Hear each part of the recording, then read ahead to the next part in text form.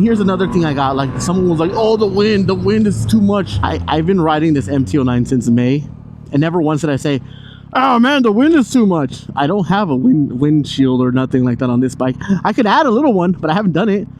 I haven't felt the need to do it. Even on highway speeds when I'm going far, it's not necessary. And I'm just like, you're hearing all these, you hear these things.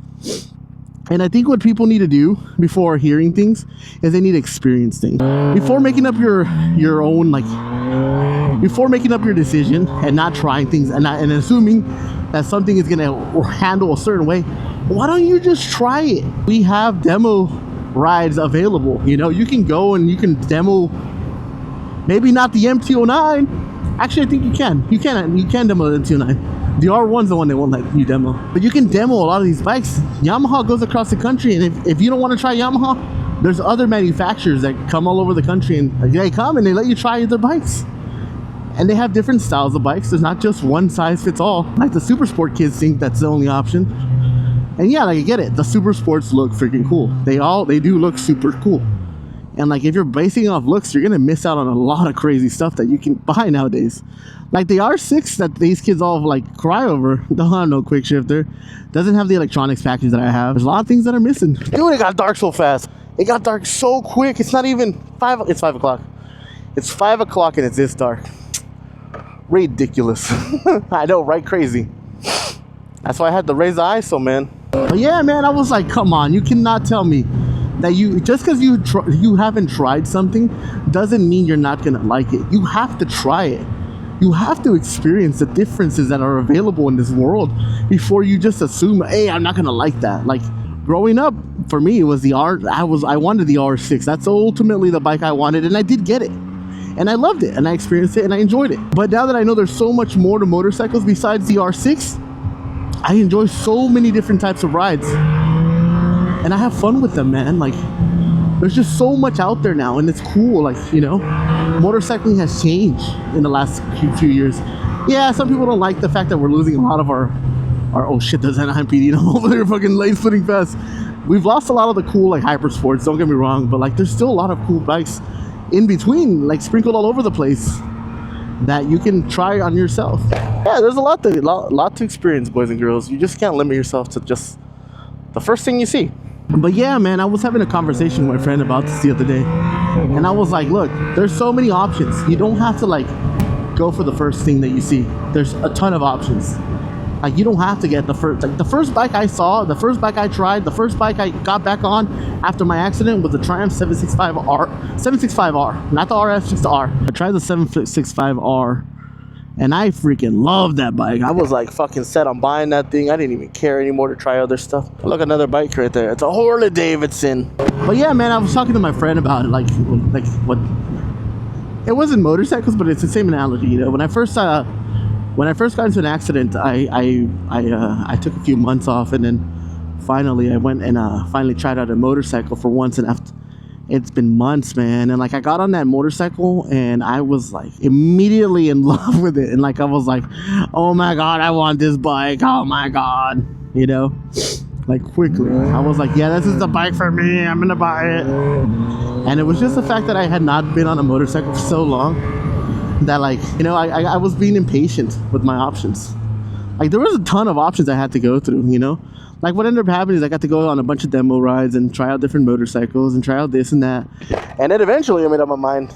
I didn't get to try out the MT-09, but I knew it was a bike I wanted from a long time ago. And, you know, I tried out the Ducati. So, yeah, like, you know, like I'm saying, I didn't go with the first selection because I was like, I wasn't thinking right. I knew what my head situation was. I was enamored by a motorcycle because I finally got like an opportunity to be back on a motorcycle and have one, you know. Like, it was months, you know, weeks, months that I didn't have one.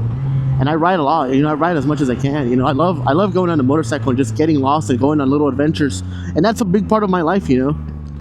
I love the adventure aspect of motorcycling more than anything. The fact that I just get lost and never have anywhere I realistically I don't have destinations in mind when I go out on the bike.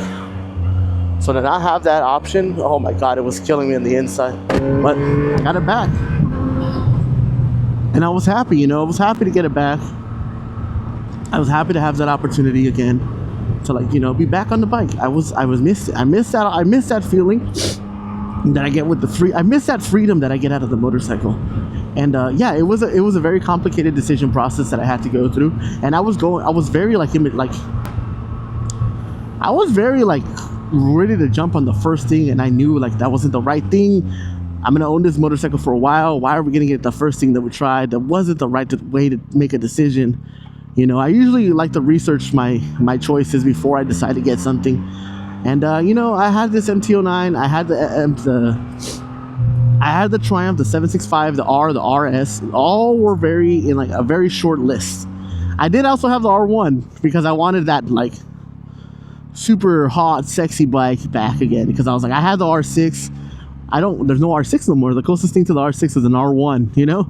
And I did want that like sexy, cool bike still, but then I was like, you know what? Is it worth it? Is that really what I want in my life moving forward? The R1, it's cool, don't get me wrong, but do I need that kind of power, and do I need that kind of like riding experience? I want to be able to go on longer tours. Like, I want to be able to go on more experiences, and those were things that I thought about when I bought my motorcycle. Like, I didn't want to go back to, like, you know, the R6 had me limited. You know, I can ride around town and all that stuff. I can hit the canyons and do all that crazy stuff because this is just a couple of hours, but I wanted to go on adventures that were further out of town, you know, and I can't do that with an R1. I can do it.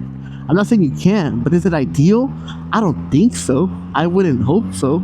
It's uncomfortable on top of that. And not saying these bikes have to be comfortable, but like, this is comfortable. This is a comfortable motorcycle. I'm comfortable on my bike. Like, you know, I love the MT-09 for its comfort. Its comfort, its power, its versatility on top of that. Like, I can make this 5 different types of bikes if I wanted to. You know, there's so much versatility in the motorcycle. We're back here in the back lane. We're in the bike lane. Oh shit, there's a cop. Oh yeah, now it's on a bike lane, huh? Shut up. It's still a bike lane in my books. Look at that. Fucking Tesla. It's always a Tesla's, man. It's always a white Tesla. Always a white Tesla doing the dumbest thing. Isn't that crazy how it's always a white Tesla? That's odd, right? Hey, are you home by any chance?